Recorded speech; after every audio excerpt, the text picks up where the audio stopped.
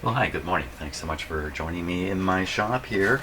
So I think what I'm going to do with this radio before I start making changes to it is test it very thoroughly by doing some signal injection or signal tracing, stuff like that. I just try to get a feel for the exact condition of this radio before I start making changes to it. Now, as I mentioned in the last video, someone's already done a fair bit of work in here. They've done all these blue capacitors down in the audio section of the radio. They didn't do 100%. There's still one here, a paper type capacitor. Got him. Poor guy. Death in my shop. Okay, so there could even be problems still remaining in the audio stages of the radio due to some of these older capacitors that are down there. I kind of doubt that myself. I kind of imagine the fellow who did this work, or the person who did this work, kind of knew what they were doing. So, but then again, they could be just like me. Somebody who thinks he knows what he's doing. So I'm hooking up some test equipment then. We're going to start with the audio section of the radio. I want to hook up the meter here to the speaker just so we can watch the level a little bit. And I also want to hook up the signal generator here to feed in an audio signal. And I'm thinking the best place to feed it in is right at the phono plug, which kind of makes sense. And that should allow us to hear what the audio sounds like. Now the phono plug input could be, I forgot the proper word for it, could have capacitors or stuff associated with it to alter the tone of the signal or the music coming from the record player cartridge. So it could be that actually feeding a signal into the phono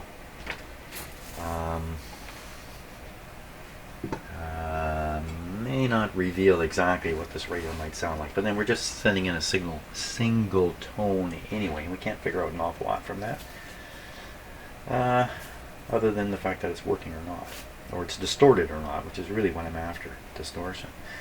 So before hooking up test equipment, because there's grounds involved, for instance, my signal generator over here has a ground going into the hydro system as a 3-prong plug. This guy does not. He's got a 2-prong plug, if I remember right. Maybe I don't even remember right. This guy has a 3-prong plug with the ground prong cut off of it. So all this equipment's a little bit different, and I just got to be a little bit cautious. So without the radio operating, let's get everything ready to be connected. Up. Put this in, turn this guy on. Sometimes my equipment, just like the things I'm fixing, misbehaves, especially with dirty switches and stuff. So I'll have to verify this thing is working before we start relying on it. And that's really all I... Oh yeah, and I also wanted to hook up the meter here.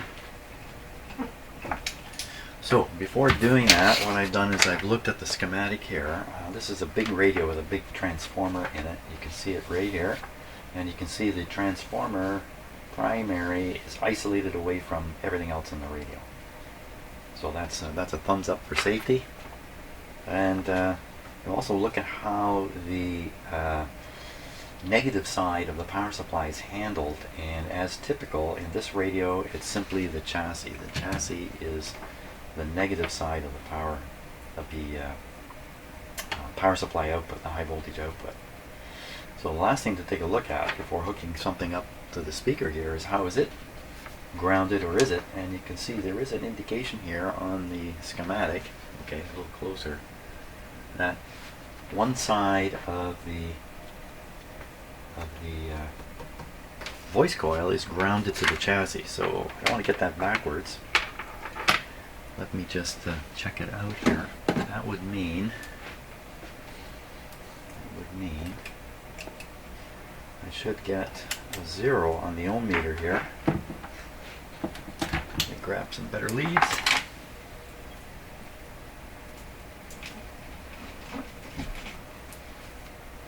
Just 1 second here. Hey, it's Saturday. How come I'm not out at yard sales? because it rained overnight and it's totally wet outside. And I suspect there just aren't any good yard sales worth going to. So I'd rather be in here. Why not? Okay, so one side, let's just check it here. Okay, one side to the chassis. Okay, let's double check that. Good. Now, over here on the speaker, pick off the voice coil. Here's one side of the voice coil. Shows 0, and the other side shows 0 too, because we're talking about 8 ohms between those leads. So this is a little bit tricky to spot. Let's try it again. Okay, so that's 0.3 this time, and the other side 0.4, 0.3.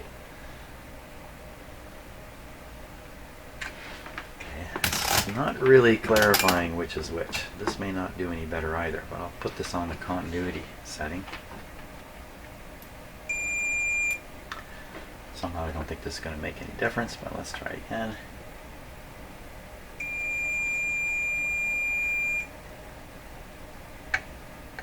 Oops, that's not going to help.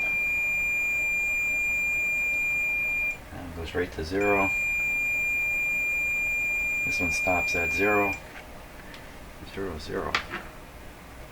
Well, that didn't work. Okay, so that didn't prove anything. Let's see. Another way of doing this. Oh my gosh. Look at the color of the wires here. Kind of a black, kind of a thinly insulated black and white wire. These ones are heavier wires. There's 4 of them in this cable here. Can I spot these 2 wires up here? Here, let me grab the close-up camera. We'll take a look.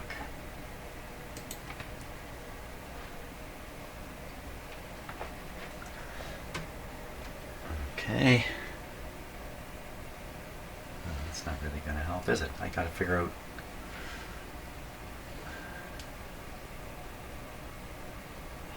Well, let's see. I can see. What do I see? I see 4 wires there.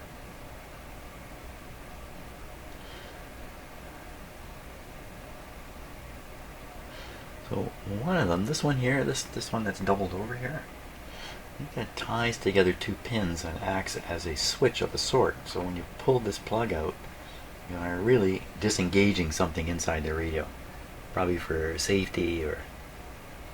So there's 2 beautifully colored ones, and then that would be a black, and that would be a kind of a whitish. Oops, can't see the whitish one.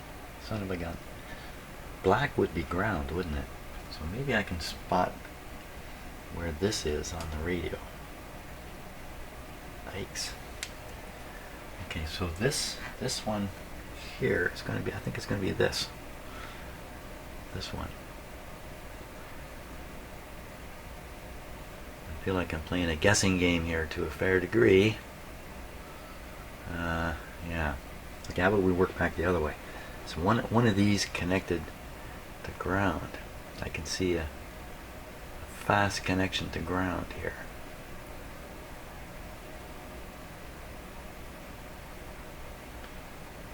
Anybody, somebody.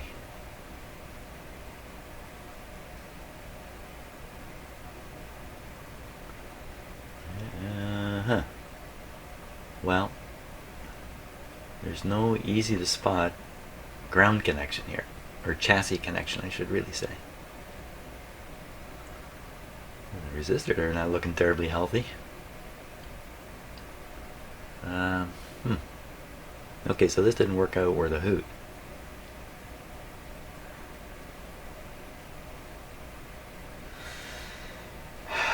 Okay, so my plan here is to connect that speaker up to this meter, which has the ground plug cut off of it.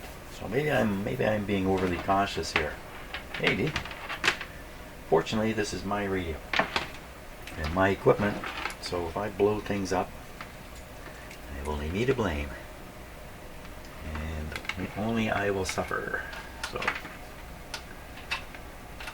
I'll have to live dangerously. The other thing too is I really am going overboard with this because when I'm operating this thing, I mean, not only has it got its own essentially isolation transformer, I am plugging the whole thing into another isolation transformer. So my grounding concerns here probably aren't so great. Let's see.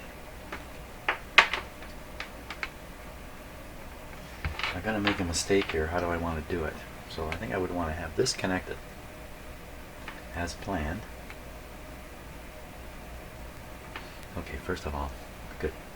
Let's make sure this thing's working here. I'm putting out some sound.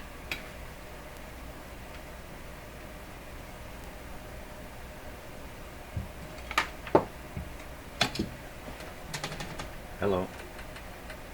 What's going on here? Oh. There we are.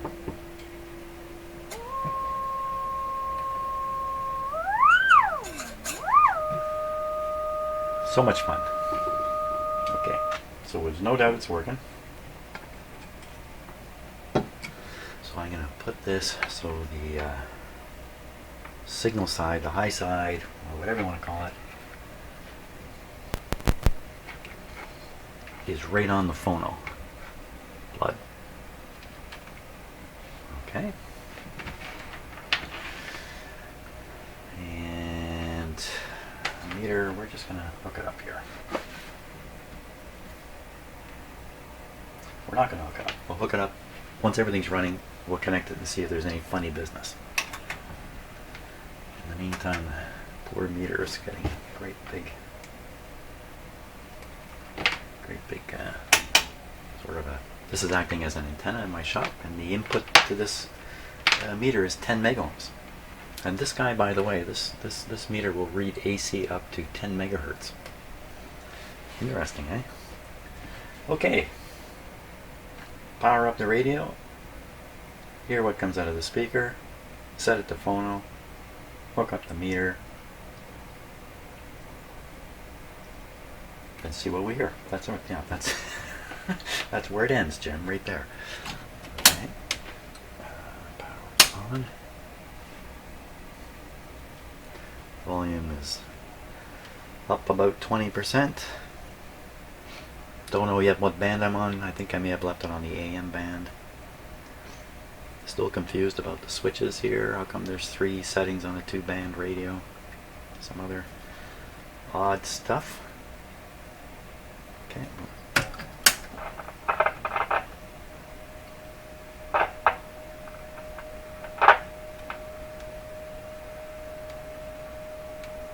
I hear the tone. It's that crackling sound again as the radio warms up. Really sounds like a mechanical sliding connection of some sort. Could be all kinds of stuff, but seems to do it on warm up and then stop.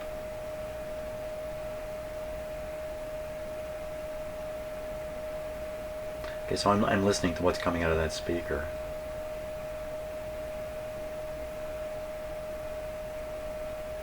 Hear the tone, but I also hear a hummy buzz with it, going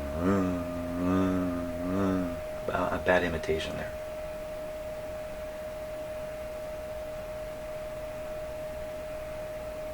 So I don't know what would cause that pulsing hum thing, but then there's all kinds of stuff I don't know, so who cares? Okay, let's hook up the meter there, see if anything disastrous happens.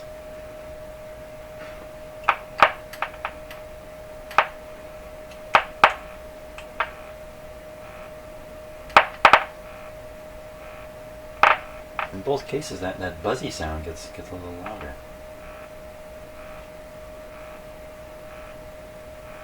That's really odd. It's very, very regular.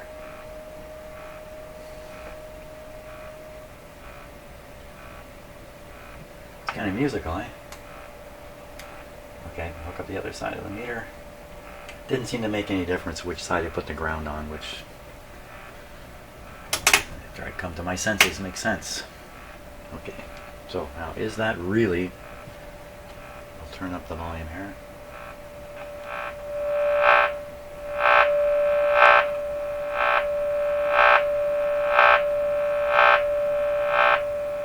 Cool.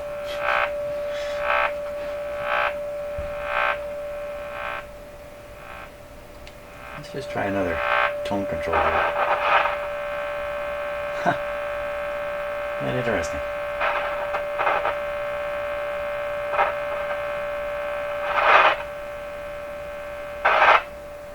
Honestly, I don't know what made me suspicious of the tone control. It had something to do with that waving sound.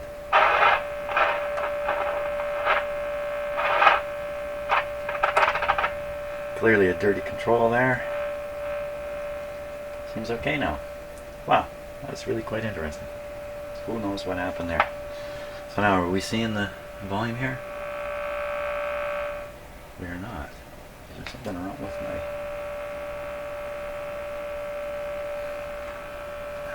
maybe it's these here.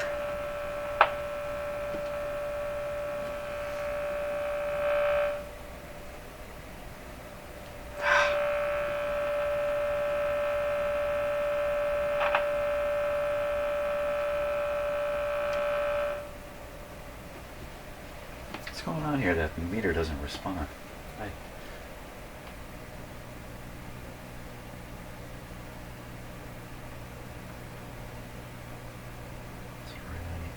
Connected. When I lift the speaker up, I can hear a hum.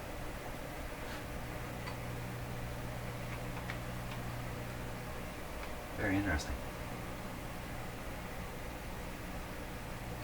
It's really pronounced when I get the speaker.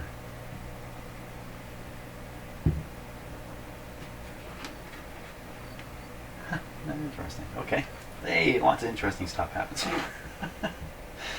Can't even hear the hum when it's down like this.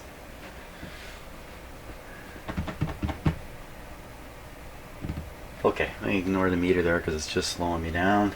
Let's listen to what this thing really sounds like. I'll put in a little more signal here. Turn it up. No, I gotta push the phono button. This is with the phono button not pushed, so the signal from the signal generator is just going in with the radio. Not that there's much radio. I'll push the phono button here. Phono. Ooh, hot diggity dog, that made a difference.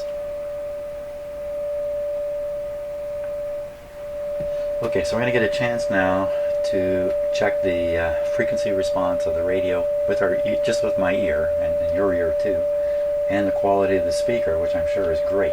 We'll see if anything buzzes at any point. I'm just going to change the frequency up and down. Let's see what happens here. Just close my blast door there. Okay, we'll go up first.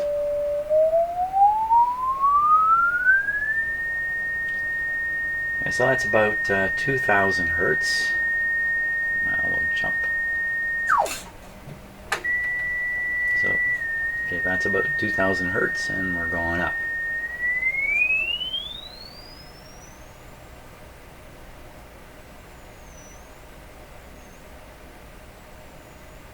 Now, it's questionable about what am I testing exactly at this point.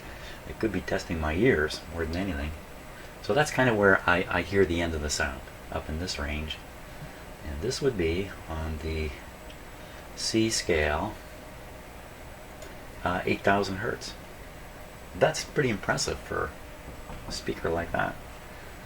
I didn't hear any kind of weird distortions or anything. Now, what we'll do now is we'll go down, down, down, a little more volume. Uh-oh. Okay, something going on there. Now. So I have my hand on the bench here. I can feel a very low rumble at just as this thing. I can actually feel that rumbling on my bench top, but you can't hear it for sure. But you kind of know it's there when it sounds like that. You kind of know there's. Can I put it? Two frequencies close together, producing a difference frequency of like 10 hertz, which you can't hear, but you kind of know it's there. If you know what I mean?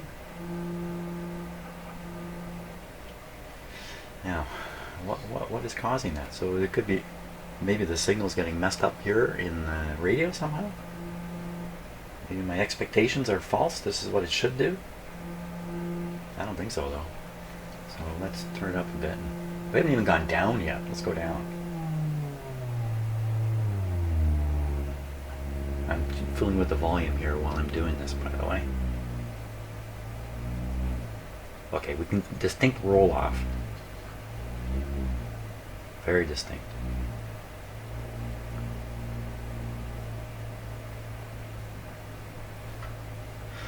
So I would say that's about the bottom of the range of this. So we're on A here. So that's 60 hertz here. That's right on 60 according to this dial. Actually, you can hear it going. And that's probably the difference between the output of this and a 60 cycle hum.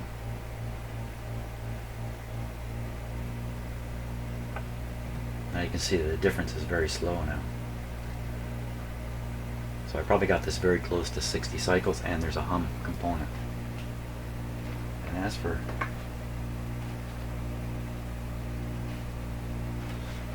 never done anything like this before, so I had a little gap here I can stick my finger in. I'd swear I can feel the air moving under there.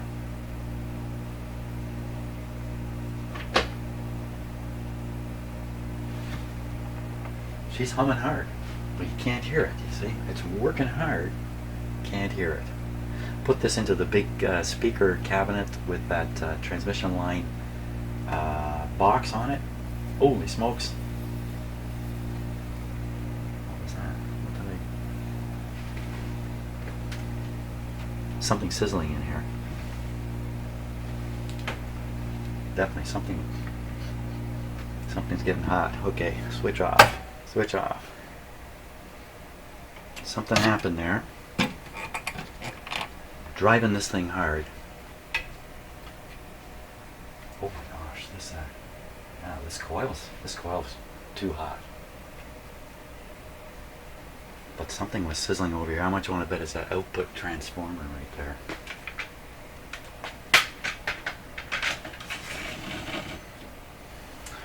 Okay, now, my infrared thermometer is somewhere else in the house because we use it to call the cat. Can you believe that? We use my electronic thermometer, infrared thermometer, because it has a beep on it and produces a laser beam. So it's off doing cat stuff. Okay, here we go. Cold. That's not it. Big transformer, cold. Wow. Okay, so what was getting hot? I gotta get that thermometer. I'm gonna run and get the thermometer. Okay, now a fair bit of time's gone by while I tried to find this, and probably whatever was hot now is kind of cooled off. But let's look around anyway. Get an idea what the neutral temperature is in here. 26, 29. So that's a just when you're going to use one of these things. It actually shows you right up here how big an area you're actually covering here.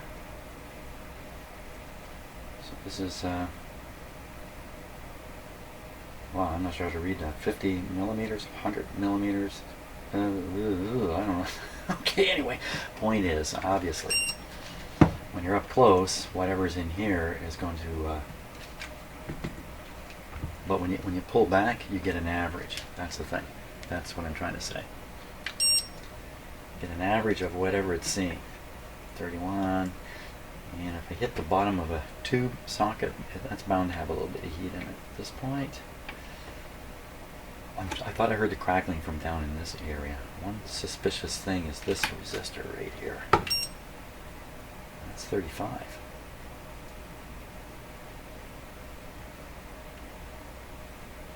It's like the highest temperature. Why would a resistor crackle? So I'm going to have to power this guy back up and then hunt down what it is.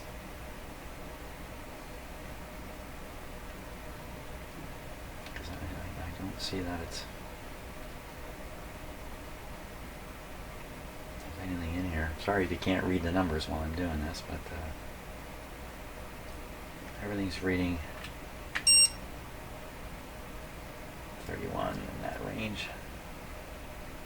So the only thing that seemed to have any significant heat in it is that big resistor there. Still showing up at 34.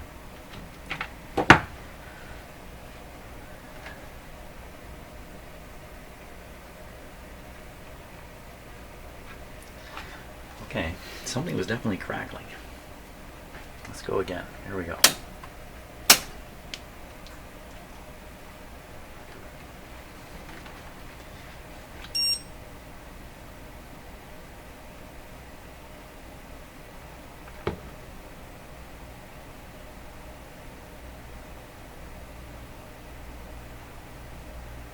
Okay, speakers humming. 34. Slowly going up. That's no surprise. A big high wattage resistor, almost certain to run a little warm. Here's another one over here. Okay, anything going crazy here? 35 I saw. Where'd it go?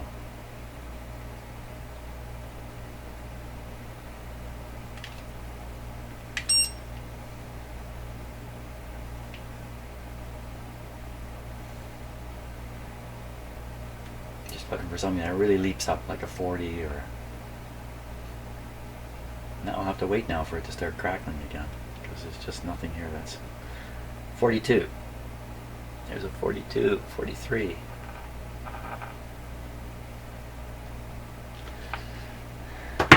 Probably that guy right there. What do you think he's doing anyway?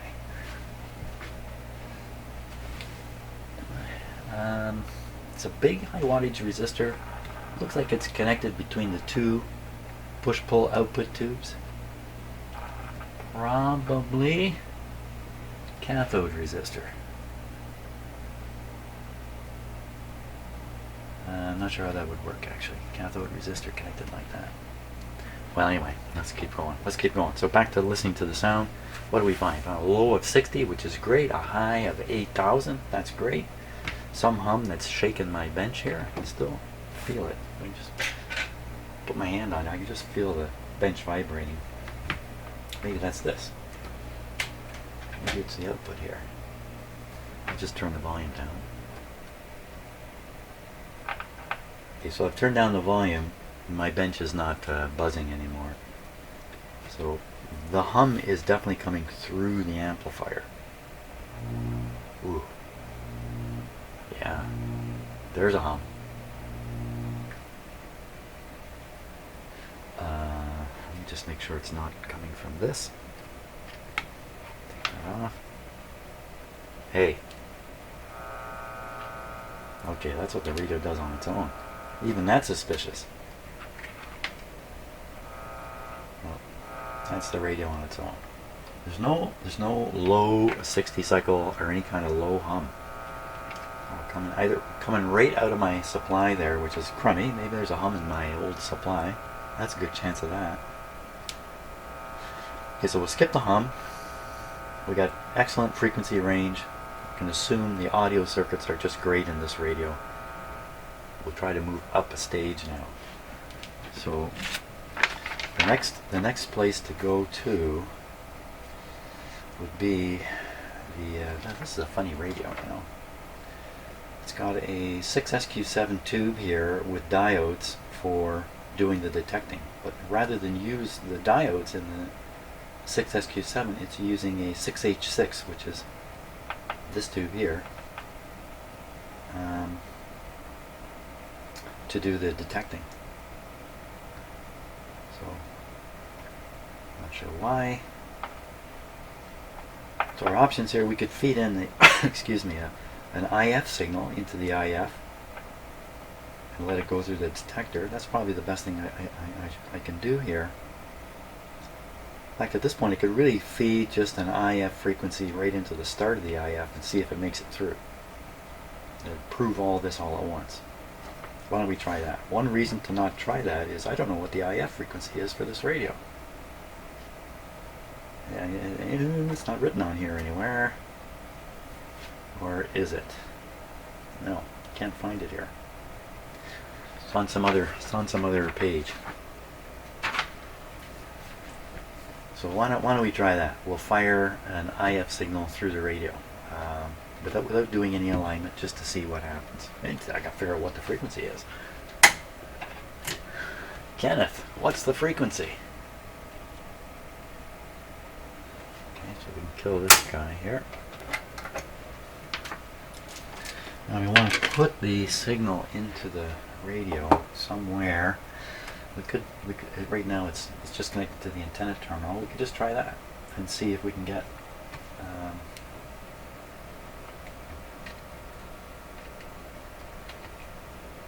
oh, what happened there?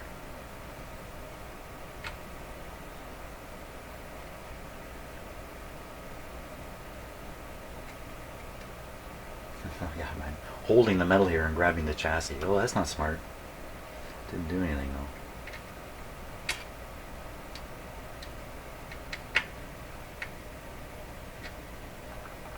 What's happening there?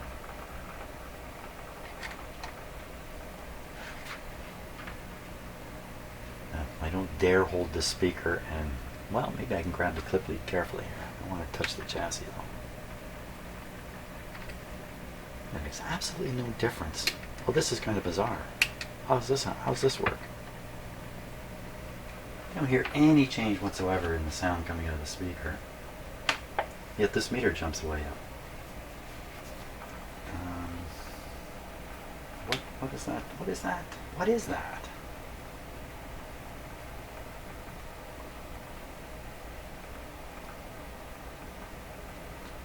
I really don't know. Could it be I've got the meter leads reversed on the speaker? And this is evidence of it, even though I couldn't hear anything.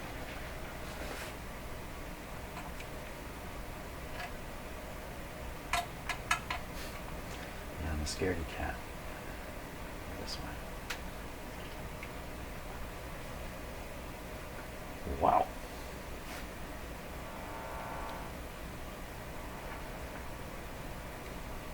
Wow, that just dropped my little meter to nothing.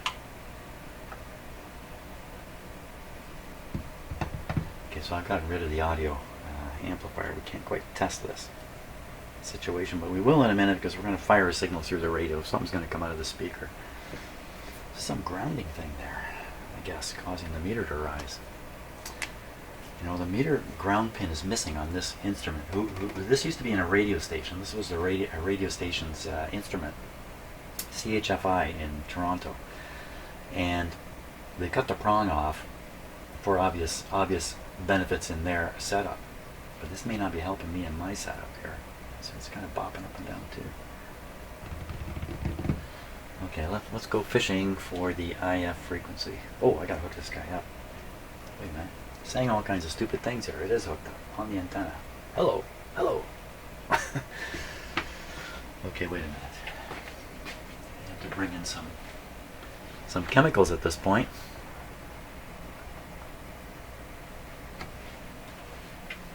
Got to eat more coconut oil. That's what I got to do. So, yeah, right. We're going hunting for the IF. The IF is going to be somewhere probably 455, 460, something like that. Let's see.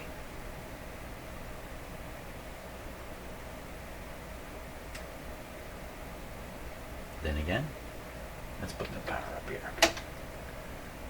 Give it. Let's give it some. Give it. Let's give it.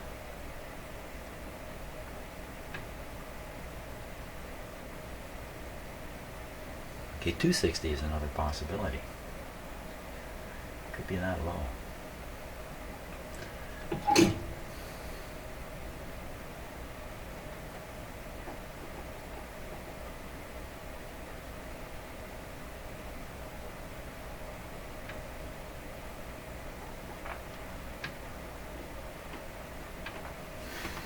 Little radio where I got it turned up full now.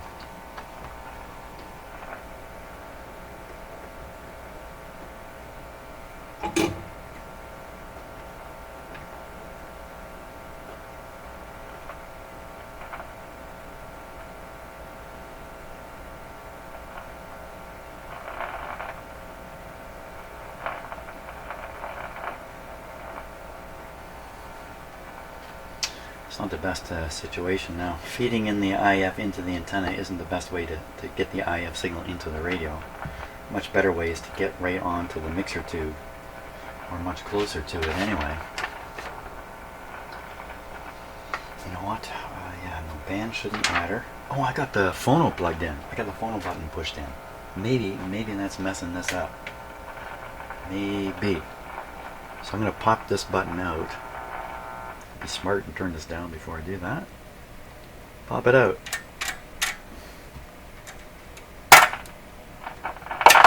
Okay. None of these buttons are pushed. Sounds different.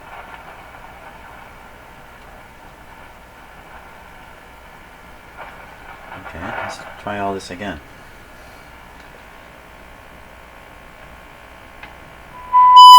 Oh, there we are.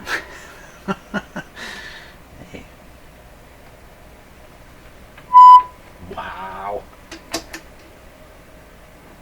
Well, you know what this tells me. This radio is hot.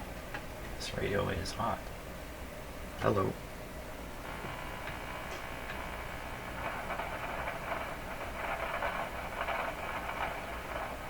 That's all a scratchy noise.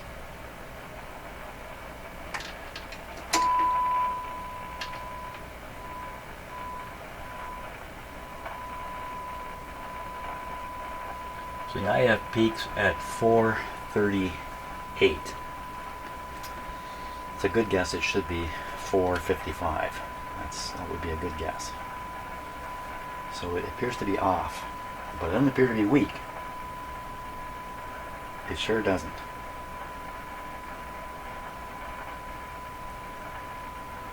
Okay, let's back up a little further. Since we're on the antenna already, let's just switch to a receivable signal. And just see it, you know, am I crazy? Maybe this radio's working great and I don't even realize it yet. Well, we're going to find out in a moment. So, which band am I on? The middle one was the AM one here. Oh, see, I'm not on. I'm not on. That's the middle one. Did that do anything here? Did that?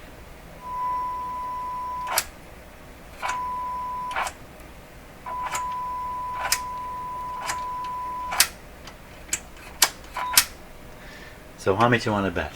You turn the switch to this position. The radio is turned off. The radio signal cannot make it through to the speaker. You push the phono button. Now you get phono with no radio. You put this here, AM. Put this here, shortwave. You can hear the IF signal getting through the radio in both these settings, but this one, gone away. I think I figured this switch out. I think I got him.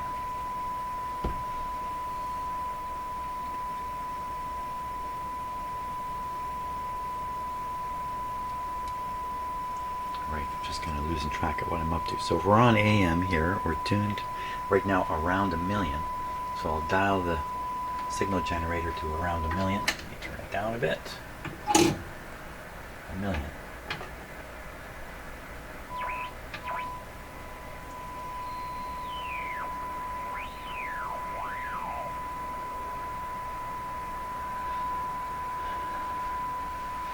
So the actual tuning on here is 10.6 or so, and it's showing up at 10.0. Not bad. A little bit of an alignment problem. Hey, anything crackling in here? So I don't hear a thing this time around.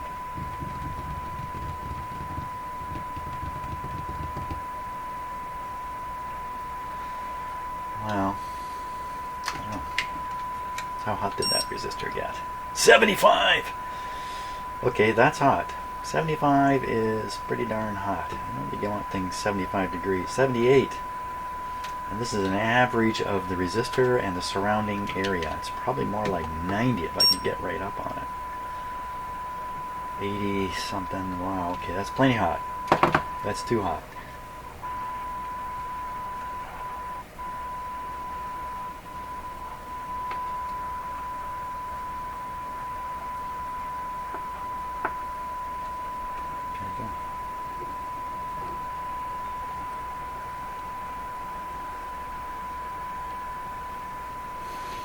Just tune it a bit.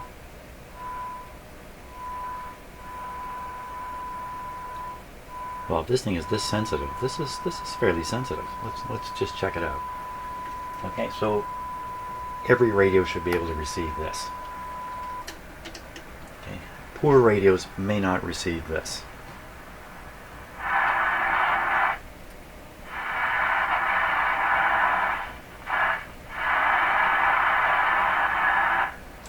This may go in the category of poor radios. Really good radios can receive this. There's no hope on this radio. So I do get the impression it's not quite as sensitive as perhaps it could be.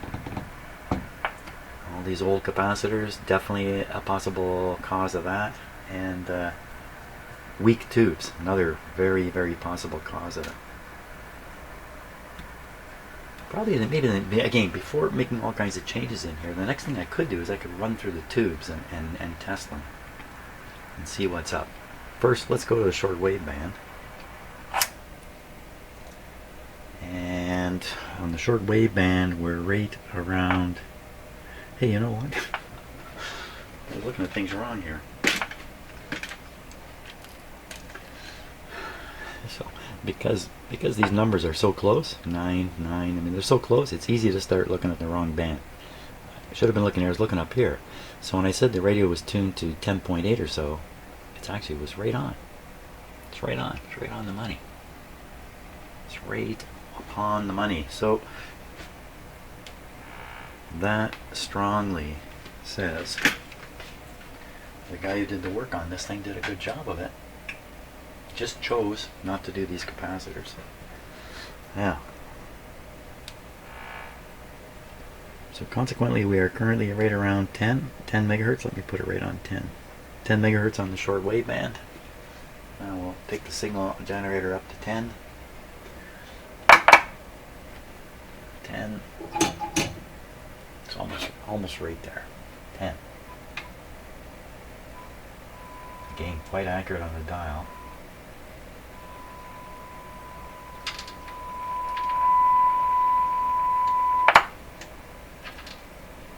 It's more sensitive here. I made a little mistake here with how I had this set during the AM test. And in fact, it may actually be more like this. I had the vernier turned down. Yeah, so in fact, this radio is, if it can receive this kind of tone, on this kind of setting, it's pretty darn sensitive. Hey, what's the problem with this radio anyway? I'm trying to find a problem with it. I'm not doing so well yet. Let's put it back on an antenna. I don't know what to say. I bought myself a heck of a good radio at a yard sale. Okay, so antenna. Oops, sorry about that. Let's probably. Oh, you know what? This speaker is getting pretty warm here again.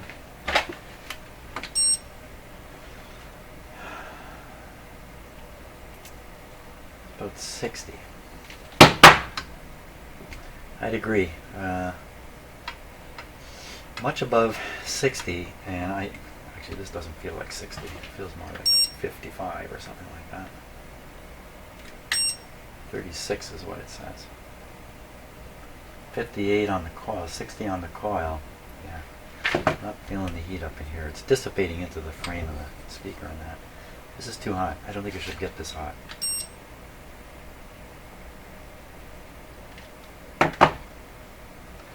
That brings about another test I could do, which is a high voltage leakage test. Fire this guy up using my high voltage supply, and then measure how much current is leaking through the high voltage circuits. See if I can pick something up there. But for now, I was going to do something else. What was I going to do? Crying out loud! I had a great idea, and. Oh yeah, put an antenna on it. Again, I'm just getting experience with this antenna I'm connecting. Experience so far, not the greatest. Let's turn up the volume.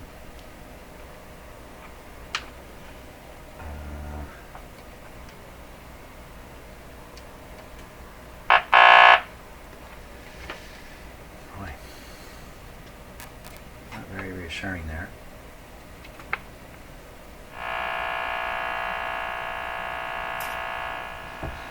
Not going to get too far with that kind of thing.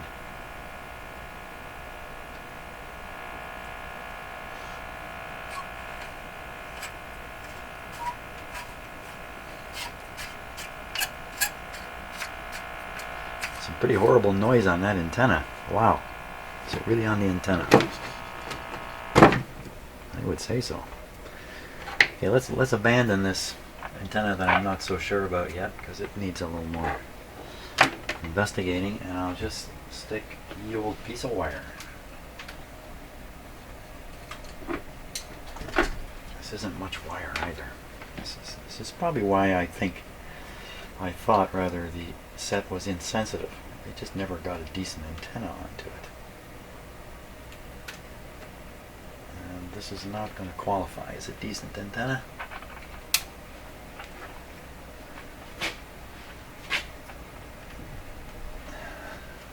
It's just a few feet of wire. So there's that buzz. I'm going to just take a wild guess that buzz is coming from this.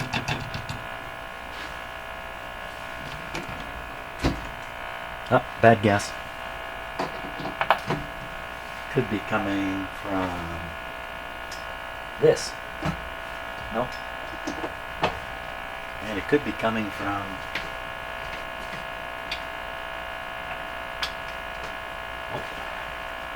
so I don't know where this buzz comes from.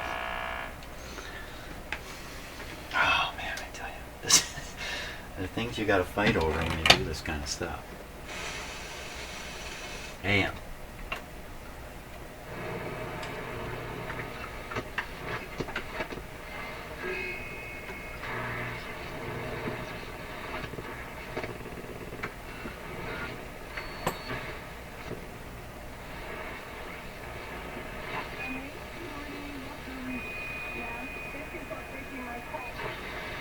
I hear that buzzing, that there, clicking.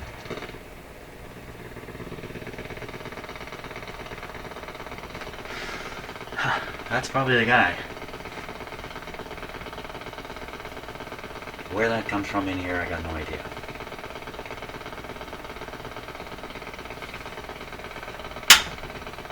I'm not going to go hunting for it. I've done noise hunting before, but let's just say that's a different sounding noise. That's what I say about that.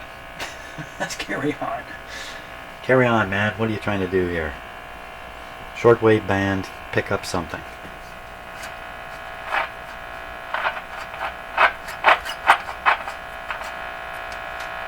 Yeah.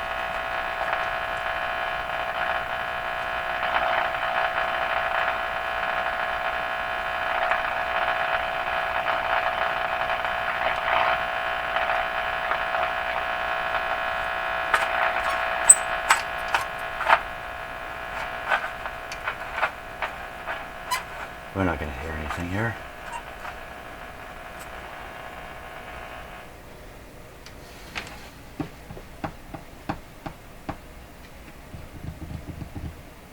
Another thing we can do is we can listen to the signal as it's traveling through the radio.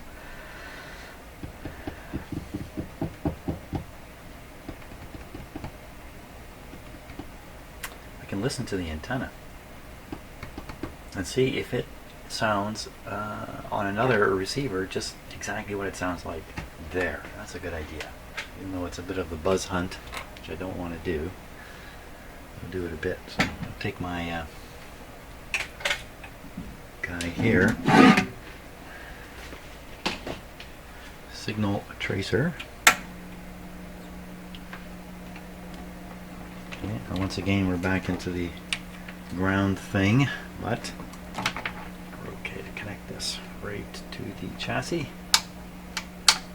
Look at that big resistor. I hadn't noticed that one before. Oh my gosh, look at that big whopper there. Just because of the angle where I'm standing and looking, how I'm looking at this, just never spotted that. Whew. Looks to be in great shape, but these are often bad actors. Not very hot. There's almost no heat in it. 41. Just about 80 still. At least it's steady. Okay.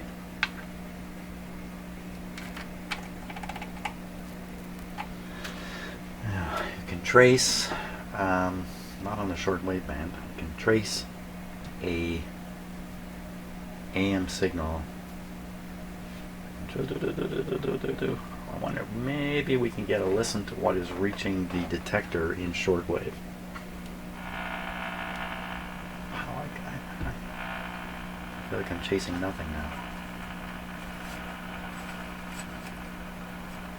If that sounds fine. What if? I've lost my mind here. Okay, I think we're ready to go here. So the output of the radio should show up on the volume control before going into the amplifier. Now I'm pretty sure we're going to hear exactly the same thing.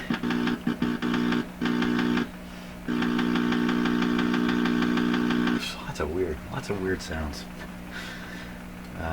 So detector output. Oh, that's not as easy to find as I had thought at first. It'd be on the 6H6 tube. I was going for the wrong tube here.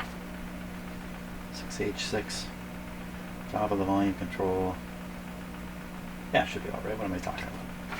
I have no idea what I'm talking about anymore. I'm a lost puppy.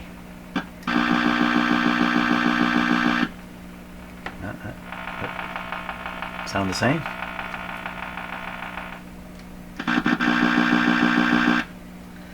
So that's what's being fed to the volume control.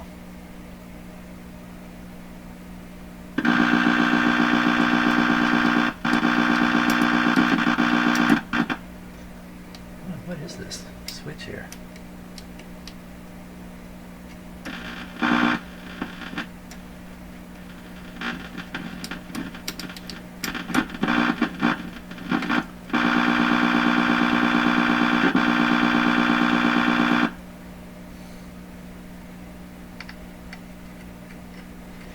Probably the ground point right there.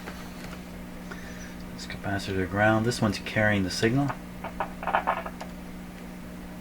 Volume's down. Turn it up. Doesn't want to show up on the tracer.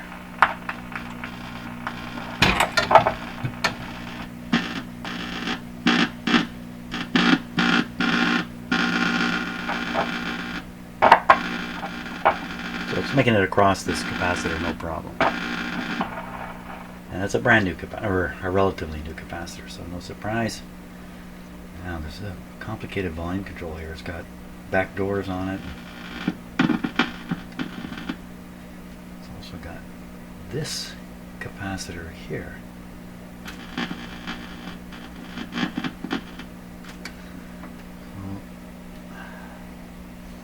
Sometimes you can tell the signal feed because it's shielded. It's not shielded in this radio. So it could be this, or it could be this.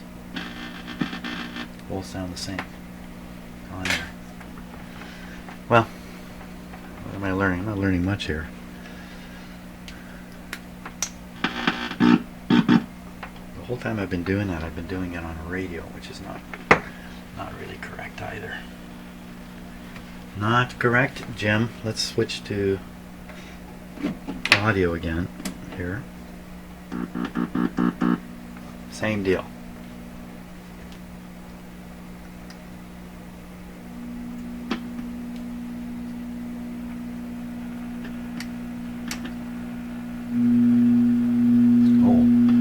Oh, that's inherent in my.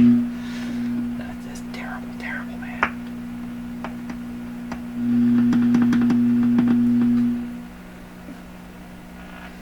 Okay, now let's see if we can spot the high,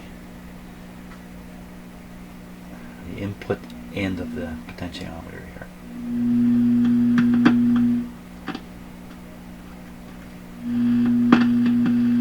That's probably it there.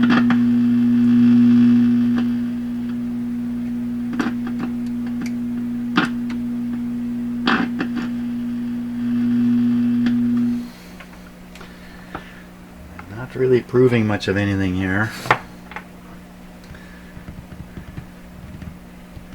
Except the radio seems to operate quite well. Except when you put an antenna on it and try to actually pick something up.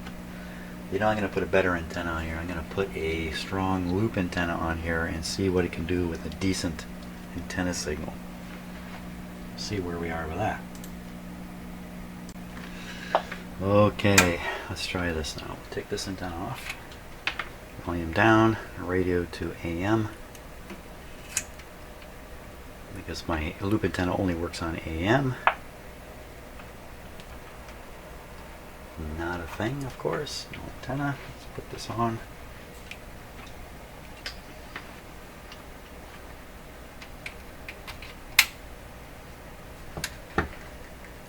Now my loop antenna is a tuned antenna, and it needs to be pretty much tuned right on the money to help out. So the radio is currently, I'm going to tune it to... Traffic to the cottage, maybe. But your that's internet doesn't have to be. Visit explorenet.com to see the high-speed internet plans available in your area. You know what it's like when you have great news and can't wait to share it? Well, meet Dean. Affordable pricing is back. You only need a Ford badge this time of year to get employee pricing. Right now, you can get over $15,000 in employee price adjustment on a 2018 F-150 Limited. Plus, eligible Costco members get an additional $1,000. It's a fabulous deal. You get the price I pay. Now's the time to get Ford employee pricing. Conditions apply. Visit your local Ford store or Ford.ca. Selling your house can be hard. Waiting a week and only having a month to find any place. Pack up. And we'll deliver a container, you fill it up, and we store it until you schedule a drop-off. And if you need something you stored, we'll bring your container back, which makes complicated moves a lot simpler. So the only thing you have to worry about is finding that new home with a bath. A big bath. Pause. The right move for your move. 680 news time, 9:51. Now time for traffic and weather together on the ones. And here's Trevor Loudon. This report is brought to you by... That's right, my clock is 1 hour out. On the West 401 approaching Kennedy and the collectors. Ramblin' Bluff with 680. How close is that on the dial? West 401 ramp to the Allen southbound still closed with construction. So 680 should be a little lower on the dial there. Oh no, wrong. Down here. Dead on the money. Burlington, this is all just due to volume. No problems to report. Northbound Don Mills ramp to the northbound DVP is closed for guardrail repairs. That north DVP you'll find a link north of Edmonton to north of Lawrence. East 401 very slow now from the 427 to Weston, ultimately. The RBC mobile app is back for the concert. Send John $100. DC sent your payment. And after that, use Siri to listen to your favorite songs. Playing all songs. Experience the RBC difference. Open an RBC all-inclusive account by August 31st and get your iPad at no cost. So you can bank smart. What is this? Conditions apply. Join friends, family, and fans this July in the heart of downtown Collingwood during the 24th annual Collingwood Elvis Festival. Saturday, July 28th. Come out to Elvis United, featuring a live show band and past contest champion, uniting fans and tribute artists together in our love for Elvis. Also on Saturday, don't miss the Champion Showcase. Plus, watch the semi-round of competition. On Sunday, July 29th, it's the grand finals where we crown this year's champion. Celebrate the life and times of Elvis. Okay, ran out and looked at the cabinet. This is the control that says bass on the top and then increment and decrement. So this is some kind of a selective bass boosting thing, I guess. And you know, we're never going to hear the effect of it with the speaker sitting here. And this could also be part of the transmission line speaker setup, because the objective of the transmission line speaker is to increase the lower range of the speaker and more bass come out of it. So with that in place, maybe you then, you know, as a design person trying to market a radio, to draw attention to this feature, you put a switch on the front that switches between different levels of bass. And that causes a conversation in the store with the salesperson that eventually gets around to, why does it have this switch? Because it has this super bass producing transmission line speaker better than any other on earth, and that's why this radio should be purchased. Here, just listen. Click, click, click, click, click. I don't know for sure. These radios were built to be sold. They weren't built. The builders build them to sell them. They don't build them to listen to. Okay. Well, here's the situation with this radio now. It's working. It appears to be working really well. I'm pretty sure if I put a proper antenna on it, it will work well on shortwave too. The IF seems to be a little off. The front dial seems to be dead on. That's kind of a curiosity. That kind of minor misalignment could cause some problems with the front end not tracking properly with the local oscillator. Make the radio work really well at one end of the band, not so well at the other, or something like that. Wow. Okay, so now I'm facing the same thing this is what happened. I know now. This is what happened to the last guy. He went ahead and did these capacitors, played the radio, and went, huh, works really good. Just leave it all. And that's where I am now. Should I just leave all this? Just leave it all like that? No, because this is warming up. This guy's too hot. We need to investigate that.